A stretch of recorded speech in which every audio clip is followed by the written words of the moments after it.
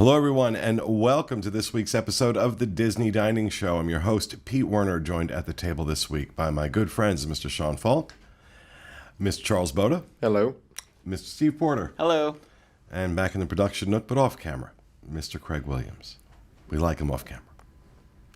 It's a favor to you.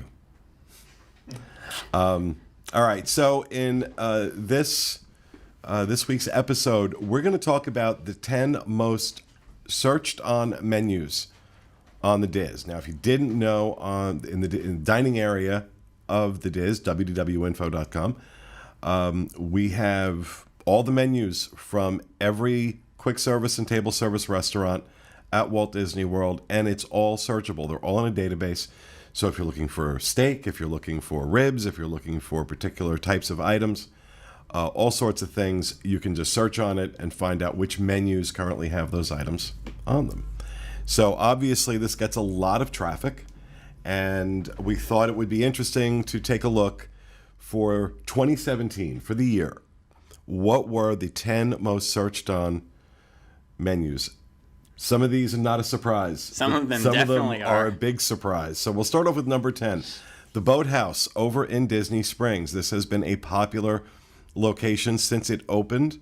I've eaten there a couple of times. I've had good experiences. I've heard a lot of mixed reviews from people about it, but generally speaking, my experiences have all been very good. Mine have been very positive. It's one of my kind of underrated spots is to go out onto the dock seating that they have and just beautiful. Just get it. It is a pricey restaurant, but I like getting drinks and like an appetizer out there, so you can enjoy the atmosphere. And I love it out there. So I'm surprised.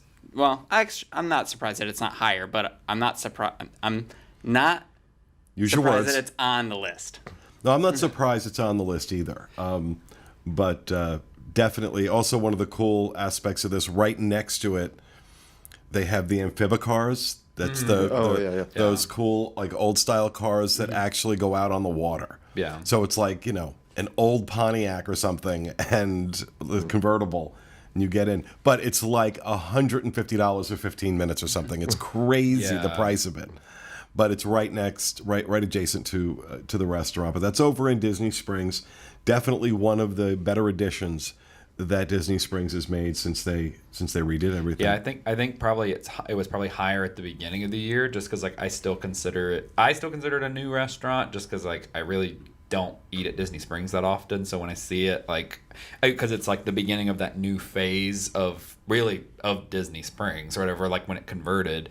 But I feel like this time next year it probably won't be on the top 10 list. Well, yeah, I'm sure it's still being searched by a lot of people that haven't visited since it was open last time. So there are probably a lot of people searching it this past year to say, oh, what was that all about? Let me find out what they have on the menu. Well, yeah, this list won't tell us where people are eating. This list will tell us what people are looking for, and what menus are. Let me check the menu out for that, and things like that. So, Boathouse at number 10. Number 9, no surprise on any top 10 list when we're talking about dining, Le Cellier at the Canada Pavilion in Epcot. I'm sorry, I'm just getting another phone call. Never, ever, ever, ever, ever put your information in with lendingtree.com. Just a little tip from me to you, okay? Because they're going to blow your phone up for 100 years. But number 9, Le Cellier over at the Canada Pavilion at Epcot. Now, this used to be the must-have reservation at Walt Disney World, driven in large part by the Disney dining plan. Because for a long time it was one table service credit to eat there. Great steak, great atmosphere. When they went to making it signature dining, 2 table service credits, all of a sudden, the people didn't need it quite so much. It's become a lot easier to get a reservation at Le Cellier. For example, we're recording this right before Thanksgiving, and I was able to get a reservation in 2 weeks without a problem at Le Cellier. Used to be, if you weren't booking it 6 months out, it was the be our guest of its day. But, the upside to this place for me, and you've eaten there, Charles, I know, and Steve. We've eaten there. Have you eaten there? Oh yeah, many times at this point. Great steak, incredible steak, ridiculously expensive, unnecessarily expensive. Yeah. Very hard to justify And the see, cost. I'm like on the other end of that. The first time I ate there was a couple years ago for my birthday, and I mean, that's how I judge if I enjoyed a meal, was like if I left and was like, would I have paid less for that or the same or more? And like, I could have ate my steak with a spoon. Like, it was so good. I was like, this is like so well done. I got the filet, and like, I thought it was amazing. Like, I still think it's the thing to do. Like, that's where I tell everyone, I'm like, if we're eating in Epcot, like, that's where we're going, is Le Cellier. So it still might be our guest. So Yeah, no, I love Le Cellier. I just think, in comparison to, I've eaten a lot of steakhouses. There's one that's my personal favorite in town. It's called Linda's La Cantina on East Colonial. It's definitely not in the tourist corridor. But it's kind of like, stuck back in the 70s. But it's a steakhouse. It's a staple in Orlando. And absolutely amazing steak. Half the price of what you're going to pay at Le Cellier. Yeah. Half the price. And the quality as good or better. So that's kind of what I look at. I still enjoy any opportunity. I'm really looking forward in a couple of weeks to going back to eat there. So that's number 9. Number 8, the ever-present Hoop-de-Doo review over at Fort Wilderness. Longest-running dinner show in America. It's been going since the late 70s. And, it's... Well, you were just there. Yeah, I so just went last what was week. What was on the menu? It is fried chicken. So you can pick white or dark meat or a mix of both. You can there's ribs. It's all family style. So there's corn is the seasonal vegetable right now. There was baked beans, which I don't like, and salad and cornbread. The cornbread's amazing. The fried chicken's amazing. Yeah. I make that cornbread. cornbread's Every so Thanksgiving. Yeah. Yeah. My only problem with Hoop-de-Doo is I have a thing about naming, and I don't even like saying the words Hoop-de-Doo out loud, let alone like, where are you going? I'm going to Hoop-de-Doo, I guess. Like, it seems goofy, and I'll be there somewhat soon, so Yeah. I'm sure I'll enjoy it. But yeah, I just, like, it's not an appetizing name. I know it's the name of the review, not the food, but like, oh, we're going to go eat at Hoop-de-Doo. It just seems goofy to me. I'm surprised this isn't higher on the list because there are a lot of. I love Hoop-de-Doo. Well, again, but- I don't think this list I is know. necessarily which one is best. I know, but I do think that there's so much out there about people talking about it, about how great it is, that I'm surprised more people that follow our site or go on our site aren't Googling it. I also think a lot of people, because it is the longest run, it's been there since the late 70s, a lot of people have experienced this, and the menu doesn't change, really. That's what I was going to say. The menu hasn't changed. Oh, you are on camera for this. Yeah, I sneak it sometimes. The menu hasn't changed since I've been going now for 6 or 7 years to Hoop-de-Doo. No, it doesn't. Only the seasonal vegetable, and that is it. So It doesn't need to change. Yeah. I agree with great. that. So, but I can see that's why a lot of people aren't necessarily searching. It's kind of Fair point. know what you're getting at Hoop-de-Doo. You're getting fried chicken. Fair But point. all that considered, that it's been around for years and years, the menu doesn't change. Still, number 8 on the most searched menus on the Diz for 2017. Yeah, and I will say, as a thing of or whatever, I mean, long story short, my brother works at this venue or whatever in at the show and everything, and so I go quite a bit now to go see him. Before he started working there, I didn't know it existed, so it just wasn't a thing that I'd ever sought out or anything. So to me, that's all I hear about now is like Hoop-de-Doo. So to me, I'm like, suddenly this has popped into my pop culture, I guess. But even with him, he says that like right now it's busier than it's been in a long time. I mean, like every show is packed out, like completely sold out shows. You can't get tickets really unless like it's either in like the tier 1 seating or whatever. But it's so they're super busy, like they're doing good. So All right, number 7 on our list. No surprise here, over at Animal Kingdom, Tusker House. Arguably the best character meal on property, Yeah. in my opinion. It's my opinion too. And arguably the best breakfast buffet Haven't been there for breakfast, but on Disney property. So this is and this can be a tough reservation to get. This can be a very tough reservation to get, even though it's not a, make or break. It's not be our guest, but it is really, really popular, and with good reason. So number 7, Tusker House over at Animal Kingdom. Number 6, a restaurant that we just recently did a review on, Liberty Tree Tavern over at the Magic Kingdom. So that menu does change every so often. Generally speaking, it stays pretty consistent. We enjoyed it. yeah, it's a great restaurant. We enjoyed it. Yeah, definitely recommend it. The menu doesn't change drastically, but even in the past 6 months since the last time I've been there, I think the pork was different, and a few other things were slightly The different. dessert was So, different. Yeah, the Yeah, they dessert was changed up the different. dessert. Yeah, so That ooey gooey cake was amazing. yeah, it was.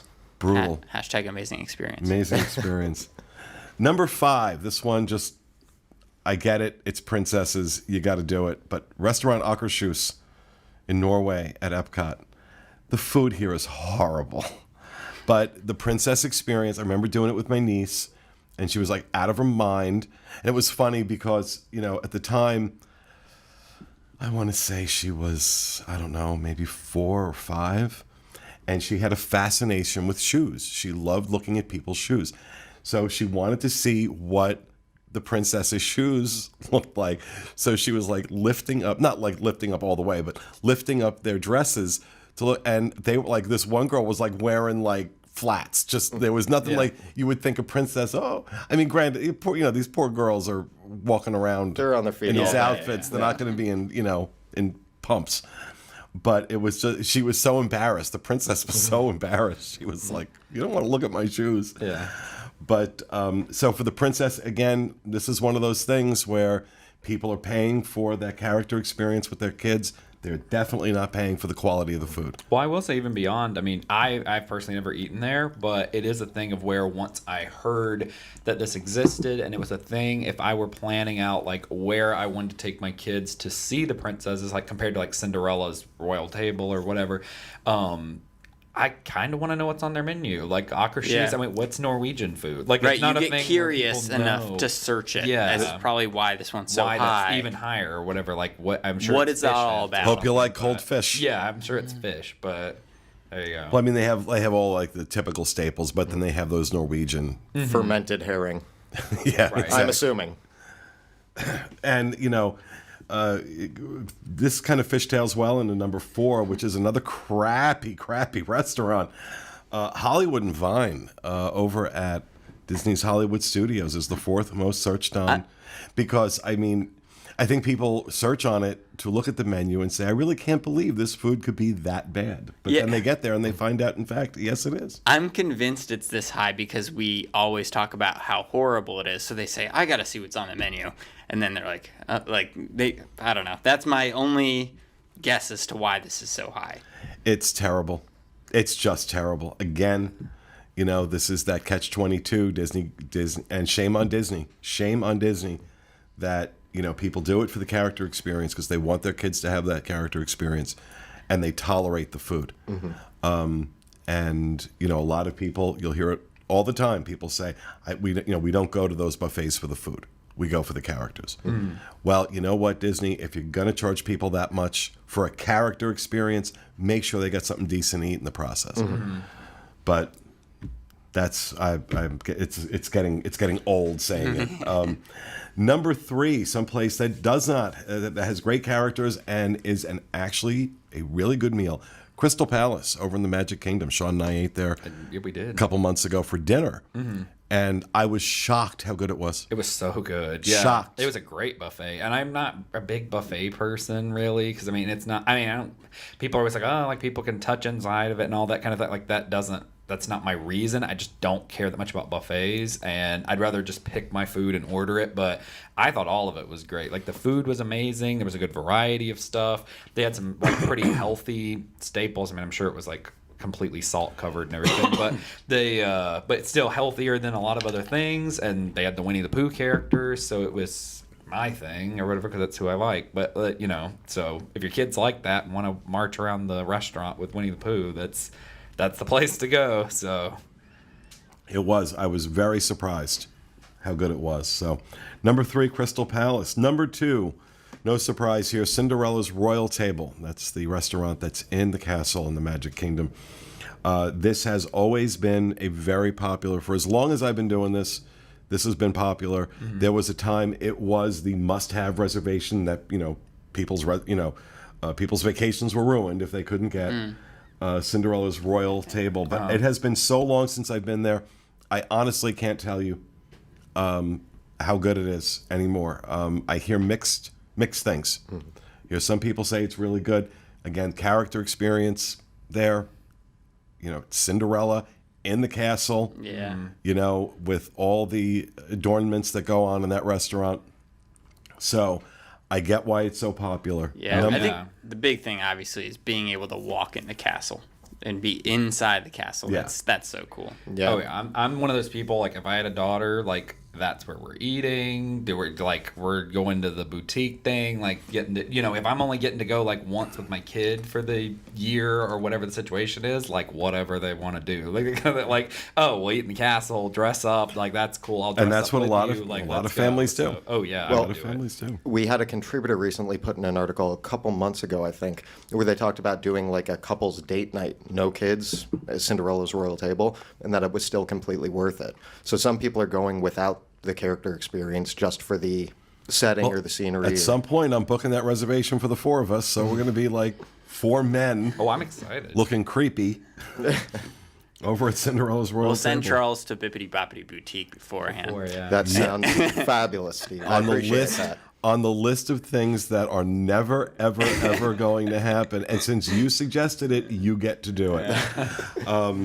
So number 1 on our list, no surprise here, the must-have reservation for the last few years has been Be Our Guest restaurant at the Magic Kingdom.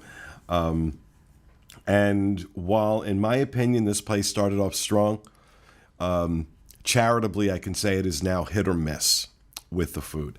I've had more mediocre experiences than I have great ones. And that's sad because when this opened, I remember the review that we did when it opened, and I want to say that was 2013, 2012, 2013? 2012.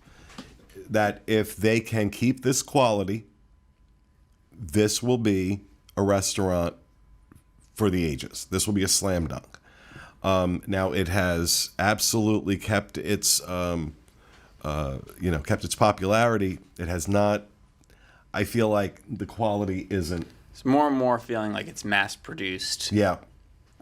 Especially if you're there for breakfast or lunch, and then it's just like it's horrible. It's Yeah. just downright horrible. The lunch is terrible, but I will say, I mean, I still think it's a must-do thing or whatever, especially if you've never done it. Like, it's one of those things where It's gorgeous you gotta space. go because it's so pretty. Like, even if it's not like your favorite movie, it's so well done. Like, compare it, like the theming's amazing in it. It's one of the few places. I think it's the only place you can meet the Beast. So it's and it does tie into the storyline of like the Enchanted Tales with Belle, like.